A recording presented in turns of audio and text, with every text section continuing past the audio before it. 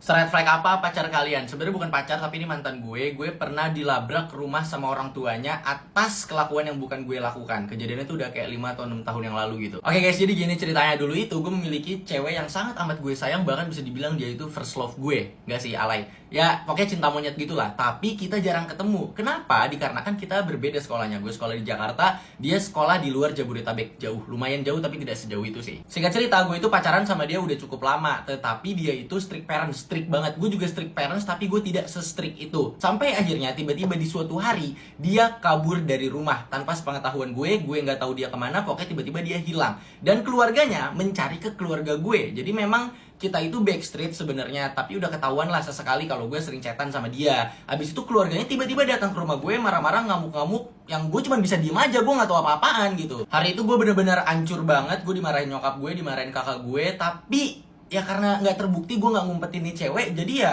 gue juga nggak tahu dia kemana. Aneh banget sih ini cewek. Usut punya usut, setelah nih anak pulang ke rumah, ternyata dia kabur dari rumah dikarenakan memiliki masalah keluarga. Yang gue nggak tahu masalah keluarganya apa, dia nggak cerita ke gue, tetapi dia kabur ke apartemen temennya yang ada di dekat Muara Angke, Jakarta Utara ya. Ya intinya kesana lah dia kabur. Karena gue bucin akut, karena gue bucin on, akhirnya gue memaafkan dia dan kita tetap melanjutkan hubungan. Sampai akhirnya tiba-tiba 2 atau 3 hari kemudian ada telepon masuk ke HP gue.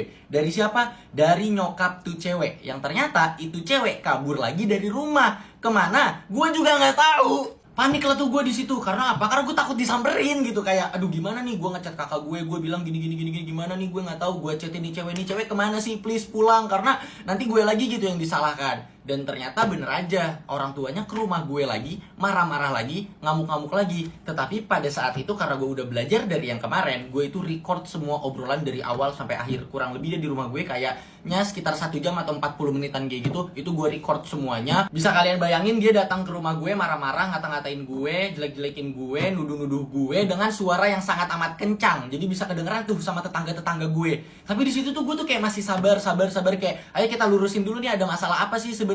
Sampai akhirnya ada kata-kata yang bikin gue tidak bisa memaafkan itu orang sampai detik ini. Intinya nyokapnya bawa bokap gue, dia bilang kayak nggak sadar diri apa kalau bokap gue itu udah meninggal gitu-gitu. Wah anjir, gue di situ kesel banget tuh sama najis ya.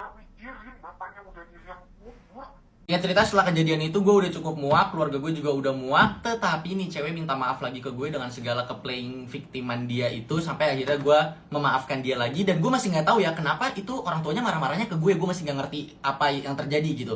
Sampai akhirnya setelah udah maafan nih, waktu itu gue lagi nongkrong lah sama teman-teman gue, sama teman-teman SMA gue. Terus ada teman gue nyeletuk kayak gini, Zut pinjam HP dong, kita foto di Snapchat yang pakai filter anjing. Dulu tuh viral banget tuh. Terus kata gue, yaudah gue gak ngerti gimana nih caranya, download aja tuh Snapchat. Pada saat udah ke download, ini harus login pakai apa? Tetapi di situ ada option buat login pakai Gmail. Akhirnya dipencet lah sama temen gue, login pakai Gmail. Tetapi Gmail yang dipencet bukan Gmail gue, Gmail cewek tersebut yang masih nyangkut di HP gue. Sampai akhirnya kita foto-foto, kita nggak sadar kalau itu kita foto-foto pakai akun Snapchatnya cewek tersebut. Setelah foto-foto, teman gue bilang, mana fotonya, airdrop. Waktu gue liat di galeri, kok fotonya nggak ada ya? Ini di mana ya fotonya? Kok nggak ada? Yang ternyata kalau lo main Snapchat lo pasti tahu, Snapchat tuh punya galeri sendiri gitu loh. Jadi ke save di Snapchat. Yang ketika gue buka galeri Snapchatnya, niatnya mau lihat foto-foto kita bersama, gue malah menemukan pap tidak senonoh banyak banget di situ yang diminta sama cowok lain, bukan gue. Gue nggak pernah minta kayak gitu-gituan. Terus kayak anjir, di situ gue sakit hati, shock, kaget semuanya. Mana posisinya teman tongkrongan gue, lihat lagi. Gue nggak tahu di sini gue jahat apa enggak. Setelah gue melihat itu, gue screenshot kelakuan dia dengan cowok lain, lalu gue kirim ke abangnya karena dulu kita temenan di Line.